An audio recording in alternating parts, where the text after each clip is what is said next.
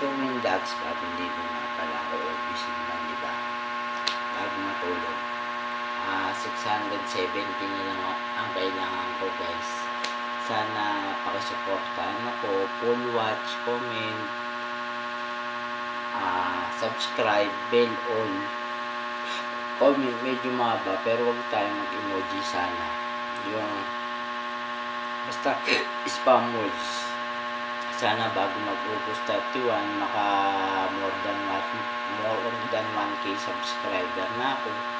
O kaya may magpalipad sa akin ng 7,000 o kaya kung ano pa man yan. Pang ano to, pang play on. Papasa ko to kay Lodi Motodizer kasi nanalo ko dun 5 hours play on. Para sa August to. Kumbaga, gawin mo inspirasyon ng mga tao walang bilib sa'yo. Hindi naman kasi lahat mapiplease mo. Talagang, kumbaga, hindi rin lahat papabor sa'yo. Gawin mo lang kung ano yung nasa puso mo, kung ano yung nagpapasaya sa'yo. Kasi balang araw, kahit minamalit nila yung channel mo, balang araw, susuporta din sila sa'yo. Whether you like it or not. Totoo yun. Dahil oras na magkaganyan ka, matik yan. Para silang linta kung lumigit sa'yo. Siyempre may ganyan ganyan ba? Pero ngayon, nga ka muna. Trust the process, ika nga. Isang kapal, diba? Pero naman talaga ang buhay. Pag may pakinabang ka, gold ka. Pero kapag wala kang pera, dumi ka lang sa paninira.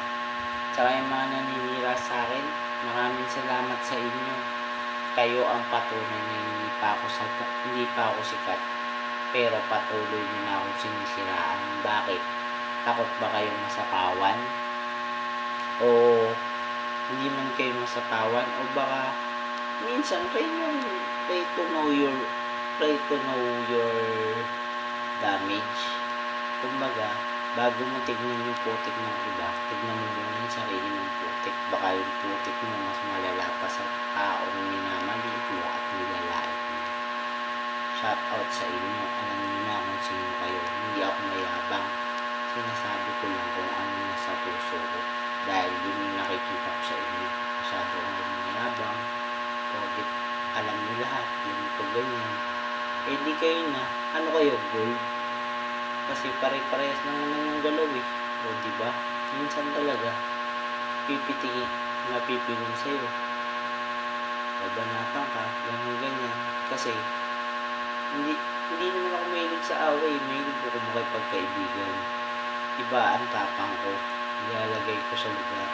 Hindi sa pisikalan. Ganun ang mindset. Kasi may anak na ako. Kaya dapat ang naisip ko, pasulong, hindi pa urong. Kumbaga, hindi dapat matanda na tayo. Dapat be matured enough, kumbaga. Diba? Yun. Kung nagpo-post man ako ng hindi maganda sa Facebook, ano ko yun?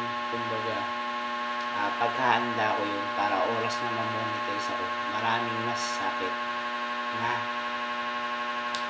masasakit na maririnig sa akin. Sa pangalait sa akin, sa paninira sa akin. Ganun naman talaga yung mga basher eh. Hindi titigil yan hanggat di ka sumusuko. Ganun lang. Full watch, comment, subscribe, bell, na arot na. Chowing dogs. Good night, guys.